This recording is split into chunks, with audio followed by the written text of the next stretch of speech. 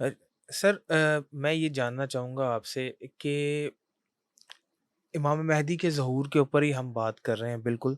और अहादीस के मुताबिक कितनी ऐसी निशानियाँ हैं जो अब तक पूरी हो चुकी हुई हैं और आम फ़हम लोगों तक भी ये बात अब पहुँच देखो, रही है? मैं आपको अर्ज़ करता हूँ, रिसालत माब सरवर अंबिया सरकार ख़त्मी मर्तबत बादशाह कौनैन की जो अहादीस हैं आखिरी दौर की, तो आपने फरमाया कि जब लोगों ने पूछा कि या रसूल अल्लाह क़यामत की सबसे बड़ी निशानी क्या है? हुँ, तो आपने फरमाया क़यामत की सबसे बड़ी निशानी मैं हूँ। मैं आखिरी नबी हूँ, आखिरी किताब आ गई है, अब इसके बाद क़यामत का इंतज़ार करो। हुँ। ठीक है? फिर आपने एक और हदीस में फरमाया 2 उँगलियों को ऐसे करके मेरे और क़यामत के दरमियान बस इतना ही इतना फ़ासला सा है। फ़ासला, बिल्कुल। ठीक है?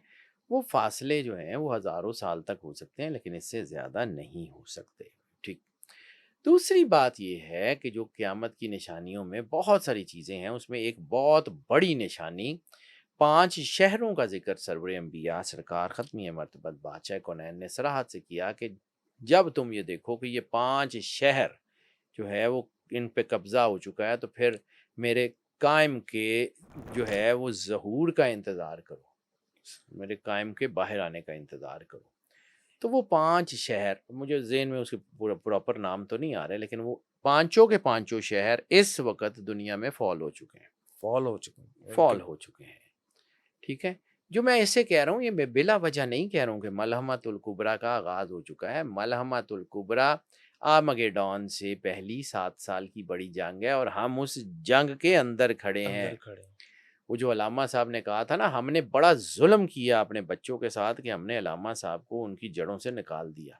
हुँ, वो अलामा साहब ने कहा था कि ये घड़ी महशर की है, तू अरसा-ए महशर में है। अरसा। पेश कर गाफिल अगर कोई अमल दफ्तर में है। अगर आपके अल्लाहु पल्ले कुछ है अकबर! तो करके दिखाइए। बस सब खत्म हो गया। आप उस we are actually standing in the beginning of end of times. हम एंड ऑफ टाइम के आगाज में खड़े हैं हुँ, और इसके बाद कोई जो है ना वो कोई स्टॉप नहीं है। ये हुँ, आखिरी स्टॉप है, ये आखिरी क़यामत-ओ-आम है। खा लें जो खाना है। दरियाए नील से जो नील के अंदर जो ताबूत सकीना है, ताबूत सकीना असल में ताबूत सकीना ताबूत क्या है? सकीना उनको भी पता है कि वो दफन नहीं हो सकता, ना अल्लाह दफन होने देगा। आपको कवनेंट समझ आनी पड़ेगी। आप ताबूत सकीना वैसे ही नाम ले लेते हैं, उसका नाम है arc of covenant. Arc of covenant को कॉवेनेंट। समझिए, जब आपको कवनेंट समझ आएगी तो फिर आपको समझ आएगा कि कवनेंट होती क्या है। सही। कवनेंट बेसिकली एक पैक्ट होता है, एक मुआहिदा होता है जो बड़ी ताकत यानी कोई भी डीड हो, कोई भी जो है यूएन जो है वो एमओयू हो, वो कुछ भी मुआहिदा हो, कुछ किसी तरह का हो, वो इक्वल लोगों के दरमियान होता है। जी, एक ने बिल्कुल। पैसे दे दिए, एक ने ज़मीन दे दी, एक ने वो कर दिया जी। बिला जबकि ये जो पैक्ट होती है या कवनेंट जिसे कहा जाता है, वो कवनेंट जो होती है वो एक बड़ी ताकत असूल बनाती है और अपनी निचली ताकतों को कहती है कि ये मानना पड़ेगा। मान लोगे तो ये दे दूँगा, नहीं मानोगे तो तुमको जो है वो ये चीज़ें होंगी। आर्क ऑफ कवेनेंट वो पैक्ट है जो अल्लाह ने बनी इसराइल के साथ किया था कि अगर तुम मेरी इताअत करोगे, तुम नबियों की बात मानोगे, तो मैं तुम्हें प्रॉमिस्ड लैंड दे दूँगा। ठीक हुँ, है? हमारे हाथ में भी एक कवेनेंट है जिसको हम भूल चुके हैं, जिसका नाम कुरान पाक है। कुरान पाक। हमने भी तो अल्लाह के साथ एक पैक्ट किया हुआ है। हमने भी तो अलस्त के मकाम के ऊपर जो है वो अल्लाह से कहा था कि हम तेरे अलावा किसी को रब नहीं मानेंगे। हम अपनी कवेनेंट को भूल चुके हैं, तो हमारा भी तो वही हाल होगा जो वो अपनी कवेनेंट से भूल चुके हैं। अब यहाँ से जो आपने सवाल किया उसकी तरफ आता हूँ, ये तमहीद बड़ी ज़रूरी थी। जी, जी। कवेनेंट उस पैक्ट का नाम है जिसमें अल्लाह की निशानियाँ हैं। वो दफन नहीं हो सकती, वो किसी ऐसी जगह पे नहीं जा सकती। आर्क ऑफ कवेनेंट उसके पास है जिसने उसको लेके आना है। आर्क ऑफ कवेनेंट मौला इमाम मेहदी अलैहिस्सलाम के पास जो है वो महफूज है। वो खुद ही आ जाएगी, आपको ज़रूरत नहीं है उसके बारे में।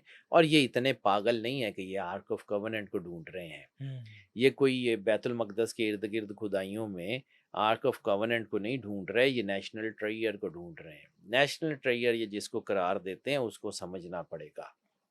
حضرت سلیمان علیہ السلام کو جب حکومت دی گئی جنات پہ، تو اس کے بارے میں اسرائیلیات میں کہانی ہے کہ کیوں دی گئی، آخر اتنی بڑی حکومت دینے کی کوئی فلسفی تو ہوگی نا، بالکل اللہ بلا وجہ بلا جواز کوئی کام تو نہیں کرتا نا۔